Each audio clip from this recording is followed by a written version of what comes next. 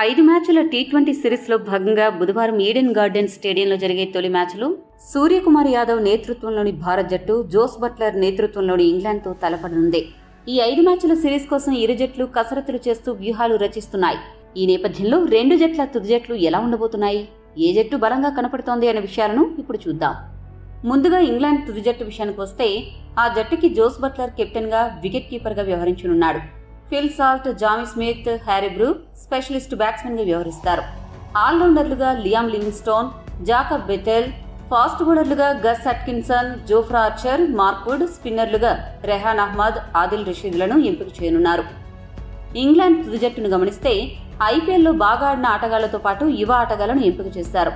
అయితే యువ ఆటగాడు జాకబ్ బెథెల్ అందరి దృష్టిని ఆకర్షిస్తున్నాడు. 2024 సంవత్సరంలో వెస్టిండీస్తో జరిగిన వన్డే సిరీస్లో ఇంగ్లాండ్ తరపున వన్డే చరిత్రలో అతి చిన్న వయసులో హాఫ్ సెంచరీ చేసిన 3వ ఆటగాడిగా నిలిచాడు.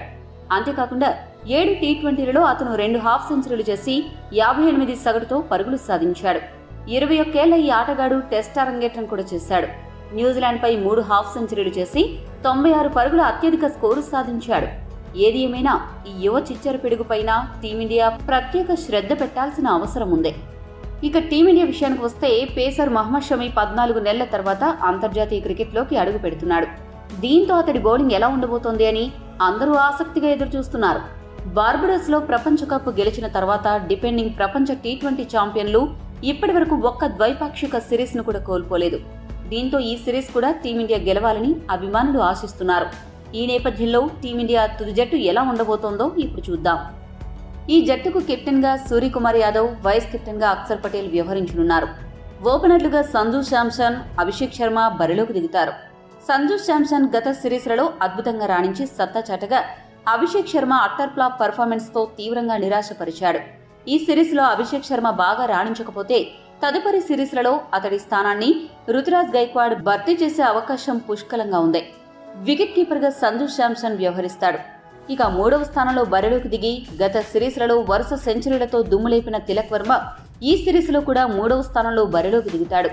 4వ స్థానంలో సూర్యకుమార్ యాదవ్ ఆడతాడు. సూర్య మెరుపులు ఈ మధ్యకాలంలో కొద్దిగా తగ్గాయి. మరి ఈ సిరీస్లో సూర్య ఆకాశమే హద్దుగా చెలరేగాలని అభిమానులు ఆశిస్తున్నారు.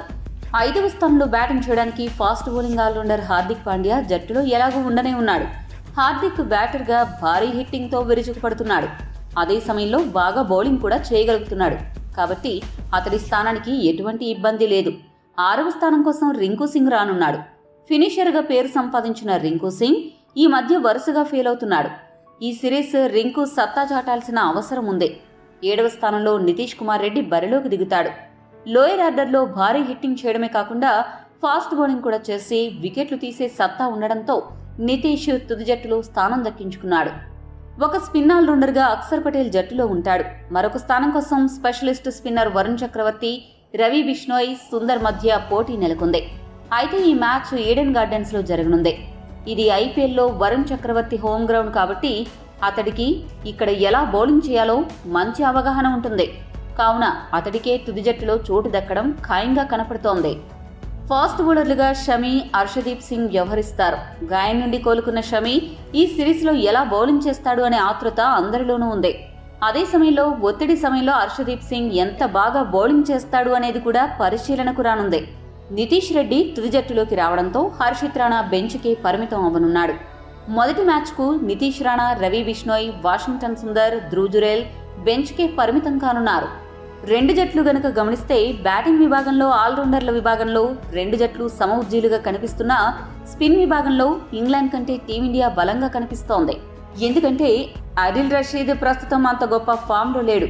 మరో స్పిన్నర్ రెహాన్ అహ్మద్కు అనుభవం లేకపోవడం టీమిండియాకు కలిసి రానుంది. మొత్తంగా చూస్తే మొదటి టీ20 ఇండియా గెలిచే అవకాశాలు ఎక్కువగా కనిపిస్తున్నాయి. ఈ రెండు జట్లలో ఏ జట్టు బలంగా ఉంది, ఏ జట్టుకు గెలిచే అవకాశాలు ఎక్కువగా ఉన్నాయి కామెంట్ చేయండి. మరిన్ని స్పోర్ట్స్ అప్డేట్స్ కోసం మా ఛానల్ను సబ్స్క్రైబ్ చేసుకోండి.